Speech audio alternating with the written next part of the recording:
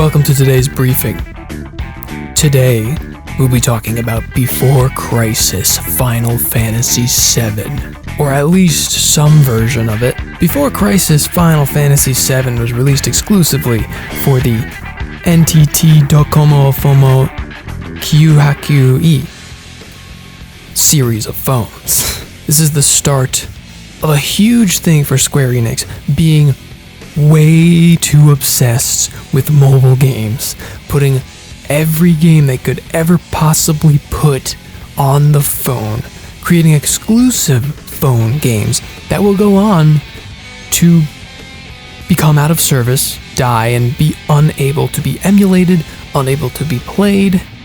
And perhaps the most important game that has shared that fate is Before Crisis. This game was planned for a US release, but at the time, our phones were not technically advanced enough to keep up with the power that Before Crisis needed. So any plans for a US release were canceled 1 year before the release of the iPhone. Just bad luck, I suppose. In 2010, some producers brought up the idea of remaking Before Crisis for the Nintendo 3DS family of systems. But that idea just kind of fell flat at some point. They didn't go through with it. Before Crisis never left the NTT Docomo Fomo Kyuhaku-e. In 2018, the online service that is required in order to select different chapters to actually play the game was shut down, meaning even on the NTT Docomo Fomo meaning even on the NTT Docomo Fomo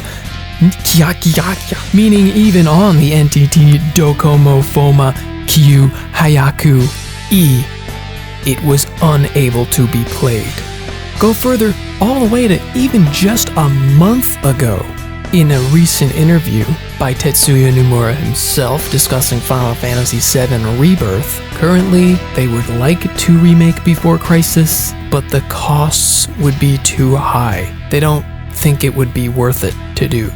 So Before Crisis remains dead. There are many games like this, but like I said, it's the most important one. It's the only one that you should probably think about playing if you're a fan of Final Fantasy. The other ones that are dead, I don't know if they matter yet. I'm not going to be covering dead games besides this one.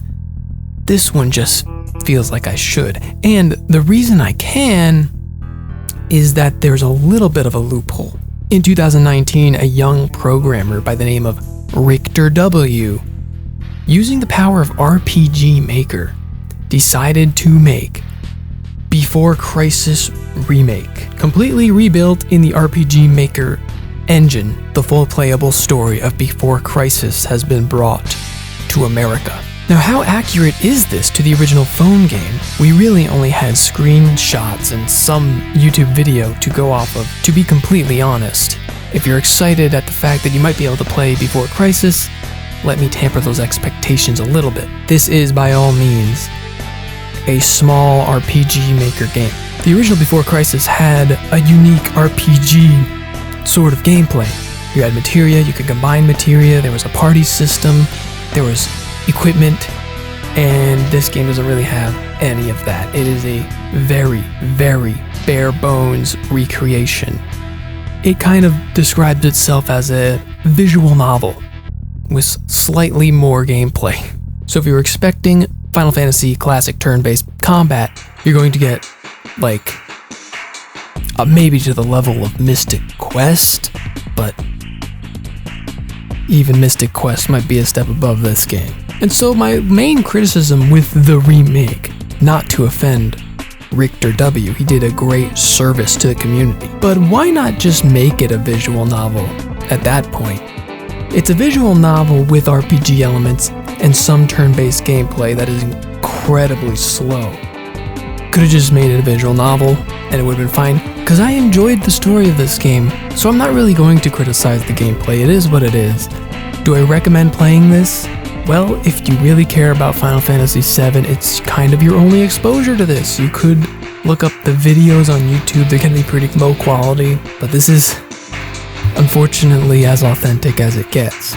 The graphics are pretty bad too. They're directly ripped from screenshots of the game, according to the creator. And yeah, they're completely blown out. They look horrendous. This is for sure the worst looking game I've played. And again, I'm not dumping on Richter W. He did what he could do with what he had. But I'm just telling you the raw, real deal that you're going to get if you try playing this game. Super ugly. Gameplay is very boring at best, and it's just about the story. Why don't we just talk about it? So in this game, you play as a no-name noob in the Turks, just started work. It takes place a certain number of years before the events of the Crisis, aka Final Fantasy VII. In the original game, you are meant to name your character, and there are a number of different characters, basically all noobs to the Turks. You get to name them all, I believe, but you don't in this version. All of the noob Turks have been given names by the community. They are just named after their weapon of choice. In this game, you can't name your character, you just play as Shotgun. It's a girl. Her name is Shotgun because she has a shotgun. In the real game, you're meant to play as all of these guys and build them all differently with their own weapons, but for simplicity's sake, you just play as Shotgun in this version. It's fine.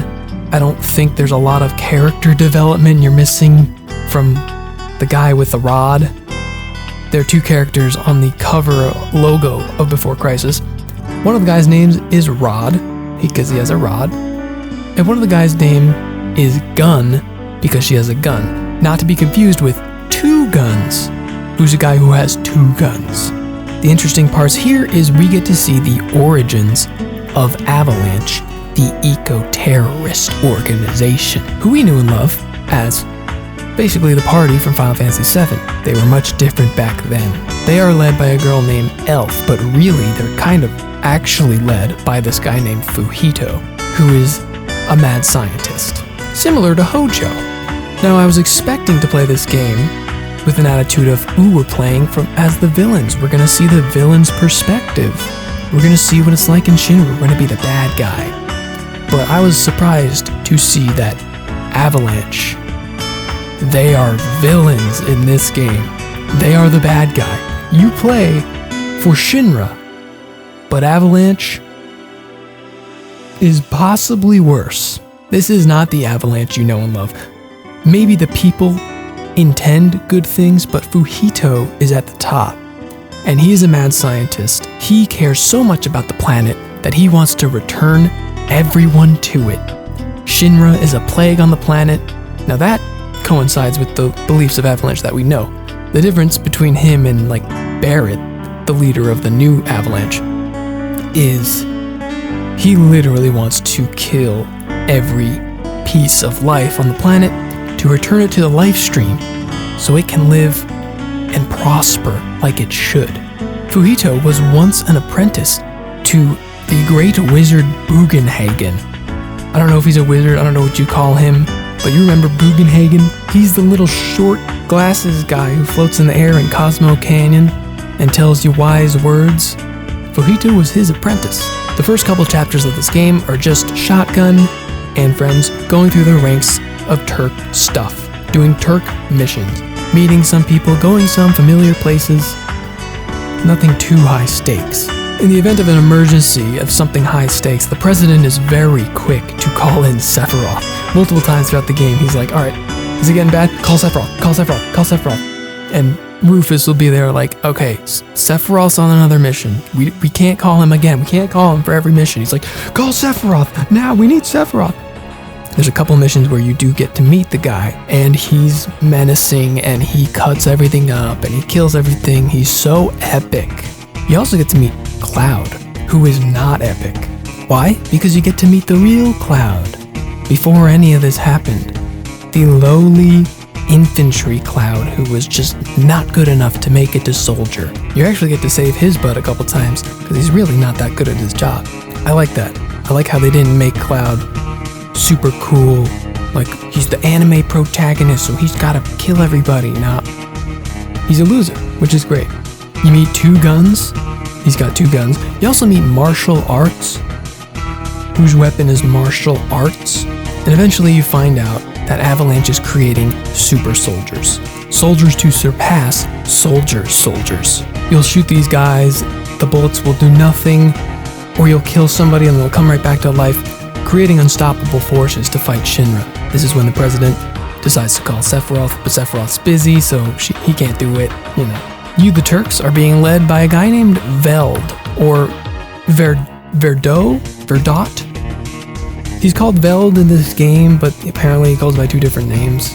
So whether or not he goes by Veld or Verdot, it doesn't matter. He's an important guy. He's the leader of the Turks, who you don't know from FF7. Why don't you know him? Well, let's find out later. Because this is where we reach the pandering part of the prequel game. I was enjoying the story of Avalanche versus the Turks. I was finding it enjoyable. But then we have to stop and meet all these characters from 7 that you know and love. Basically, every party member gets a spotlight chapter where you gotta hang out with Sid. You gotta hang out with Aerith, Tifa, Barrett. They have no effect on the story, but you gotta do it anyway to appease the fans, I guess. It was kind of a waste of time. If anything, it just adds to this prequel problem of, well, Shotgun met all these people. None of them ever mentioned Shotgun.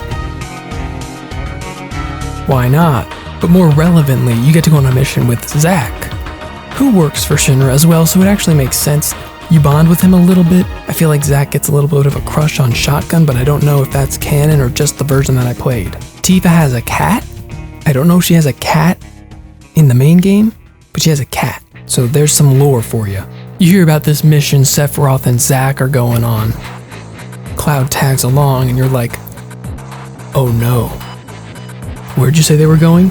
Nibelheim? They come back from the mission to the Nibelheim reactor. Sephiroth locks himself in the room. All the Turks are waiting outside like, why is he locking himself in his room? What's he whining about? What's wrong with Sephiroth? Anybody know what's wrong with Sephiroth?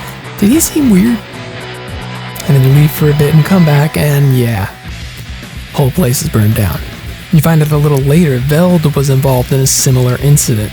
Due to a bad call, Veld ordered people to burn down Kalm, another town you might be familiar with, and that's a town where his family stayed at.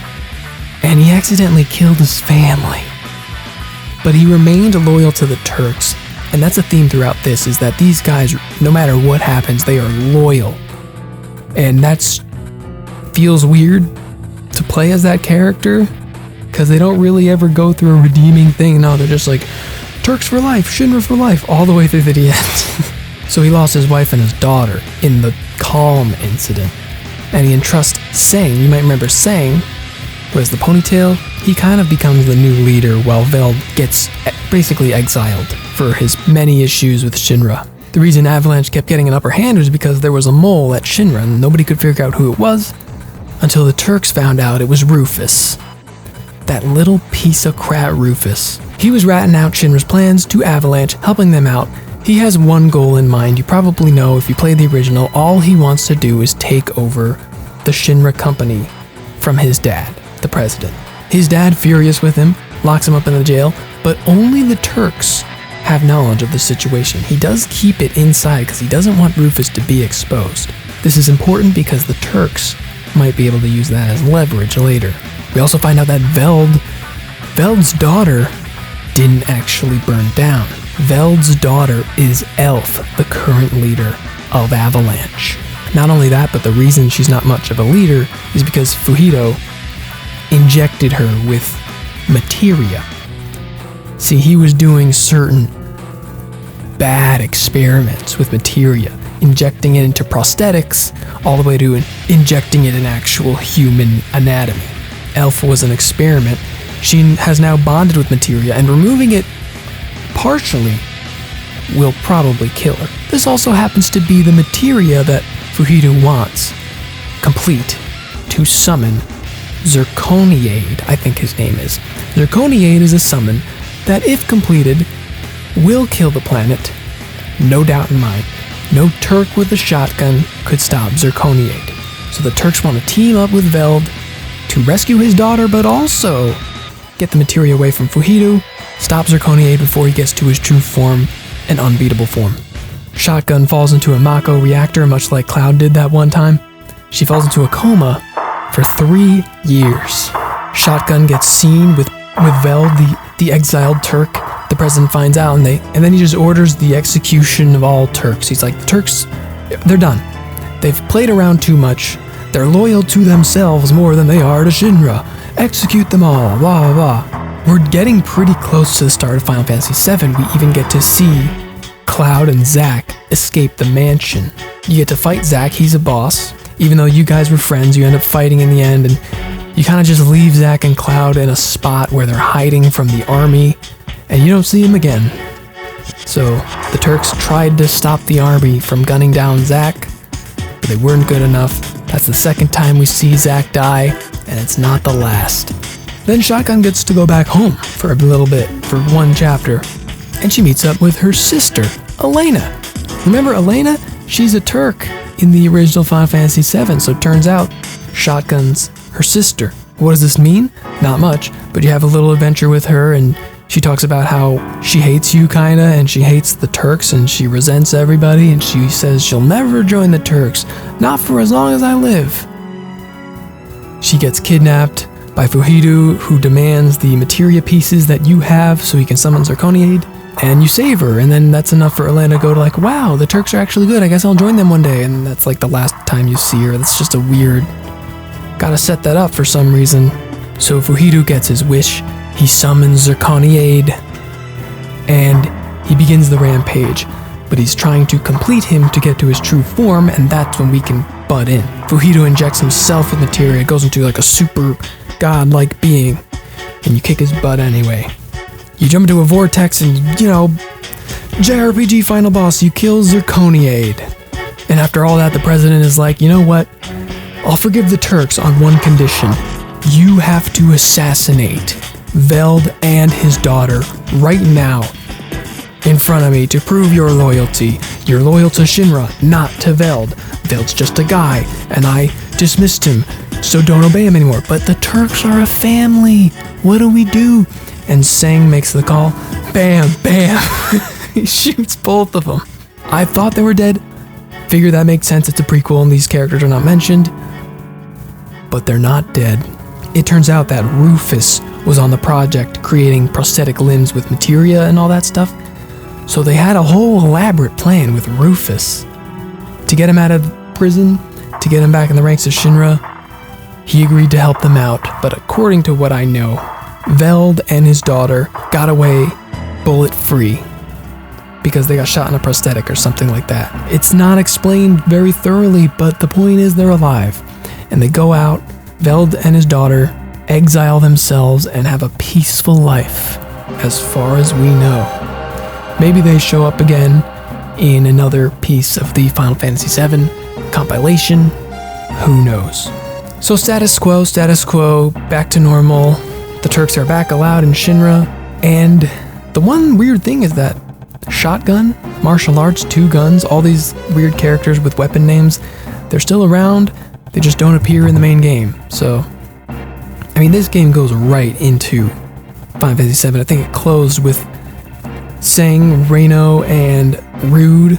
They're like the last 3 senior Turks, and they're like, we're a family, we gotta stick together.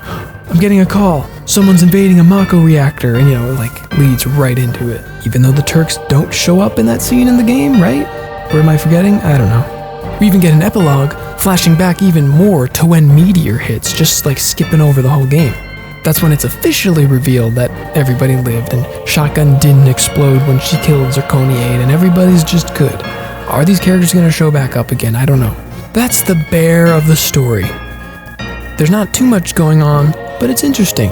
Even though this was an incredibly dumbed down game, I like the story. I didn't care, even a little about the Turks in Final Fantasy VII. They're really minor characters. They don't do a whole lot other than follow orders. After playing this game, everybody gets a little spotlight, everybody gets a little character. You find out that Rude has a girlfriend named Chelsea.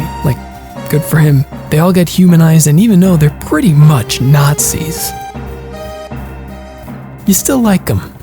They're not Nazis. I was just making a connection to, we're only following orders kind of thing. They're not good guys, but they stopped the world from exploding, so that's good.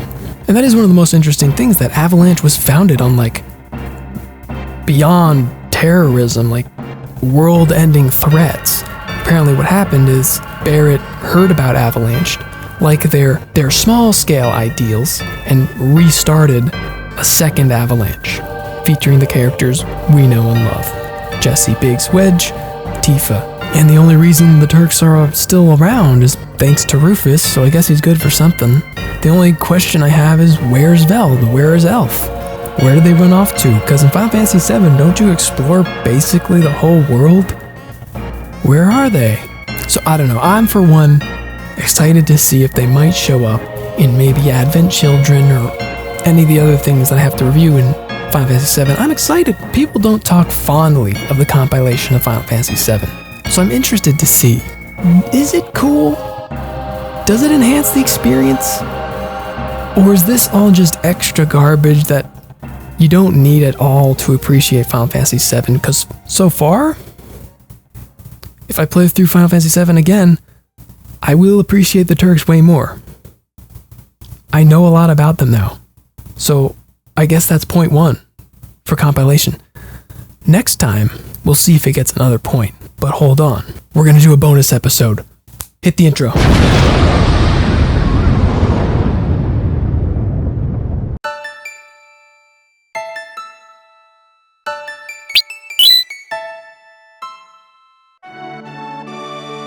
Whoa. Where are we? Did we die? No, dude. Well, yes. Welcome to the live stream. It looks like I died. It looks like I didn't beat every Final Fantasy. Uh-oh. But while we're here, let's talk about Hoshi no Meguru Otome, aka the Maiden Who Travels the Planet. This is a small novella taking place during the events of Final Fantasy VII. You saw before Crisis. This is mid-Crisis. This game follows Aerith on her journey through the life stream upon her death, right up until the impact. It's a small review because it's a small story. I listened to a fan audiobook translation online. There's lots of them. I'll link one in the description. It's an hour 15 minutes. I listened to it in like a meditative state with this green light on, just laying down, and it was fantastic. Aerith, through her power as a Cetra, has the ability to take form in the life stream. The life stream is where all souls go when they die. But the Cetra have a special ability. So as she's walking through and experiencing all these things, she watches Cloud lay her body down to the sea of the forgotten city. She sees the pain of all her friends and she wishes she could call out to them and she can't. She starts walking along. She meets up with some people she knows, some people she doesn't know, like Biggs and Jesse and Wedge. Everybody has a lot of existential dread about, oh, I thought we were the good guys, but we end up in the same place as all those bad guys we tried killing. What's the point of it all? It's a very trippy thing to listen to, but it was very enjoyable. Only Aerith has the power to give others form, so they can actually talk to each other too, and she basically runs through and gives people the peace of mind before they really just let their consciousness go into the live stream. Jesse even mentions that Avalanche didn't always used to be such a small group. She kind of references the Before Crisis situation a little bit there. She talks about how Cloud is... There's a great line where she kind of says Cloud's a better, she's more into Cloud than Zack, basically. All the people who are like, oh, she can end up with Zack and Cloud's got Tifa. It's not so simple. It's not so simple. Aerith pours her heart out to Cloud in this thing. So all you people who say it's set in stone, it's not. Some more lore. Aerith is the one who guided Tifa. When they both fell into the life stream, she saw everything. I mean, she basically sees what happens in the rest of the story through her eyes of the live stream. She's set up all the hoops, and then one thing that does happen is after Tifa and Cloud have that little adventure and they discover who the true Cloud was, she kind of gives Tifa her blessing, like, I'm jealous of you, but take care of him, or something like that. So that was a little sad, but you know. All I'm saying is if Aerith doesn't die in the remake, it's still possible, but if she does, maybe Cloud will end up with Tifa, but it's all good.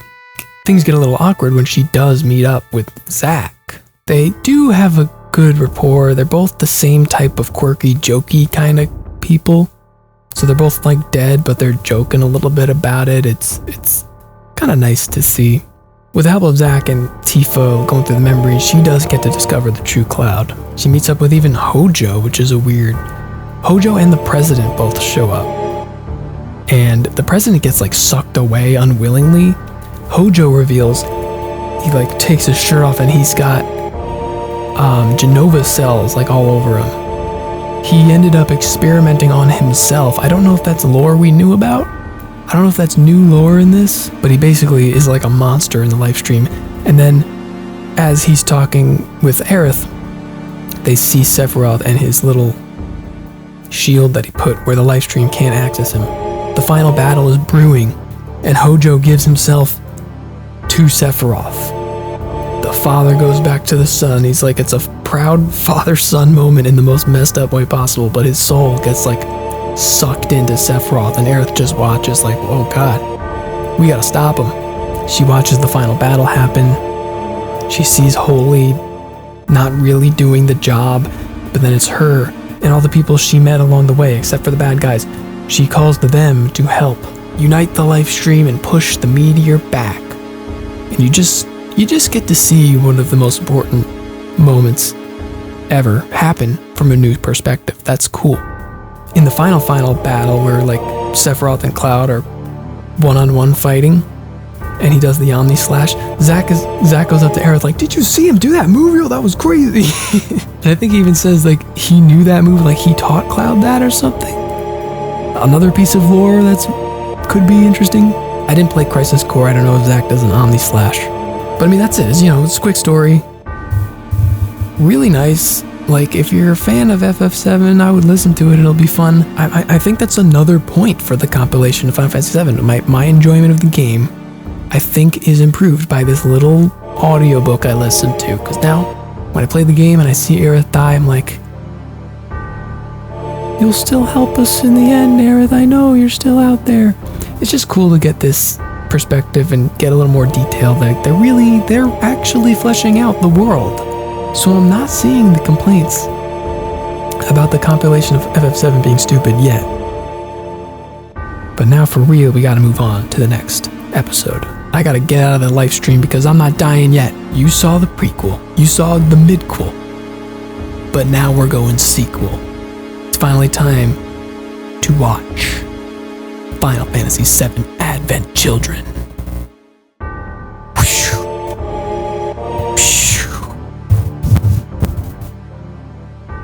Was I actually in frame that whole time?